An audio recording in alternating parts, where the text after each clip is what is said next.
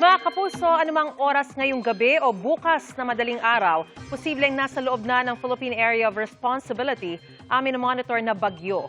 Huling namataan ang sentro ng bagyong may international name na Jiangmi sa layong 1,235 kilometers silangan ng southeastern Luzon.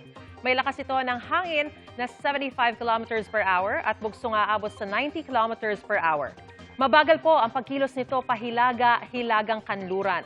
Ayon sa Pag-asa, ngayong gabi o bukas na madaling araw ito maaaring pumasok sa loob ng PAR at tatawagin sa local name na Domeng.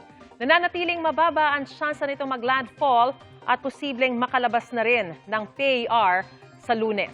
Pero kahit walang landfall, maaari po magpaulan ng trough o extension niyan sa ilang bahagi ng bansa.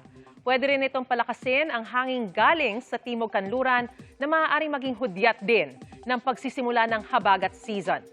Samantala, kahit napapadalas na ang mga pag-ulan, ramdam pa rin ang matinding init sa ilang bahagi ng bansa. Bukas nga papalo pa sa 47 degrees Celsius ang pinakamataas na heat index. Maging sa Metro Manila, maalinsangan pa rin sa 43 hanggang 44 degrees Celsius. Pero ang napakainit na panahon, pwedeng masundan ng mga pag-ulan o thunderstorms gaya ng naranasan kanina. Base sa datos ng Metro Weather, may tsansang maulit ang ulan sa Metro Manila bukas.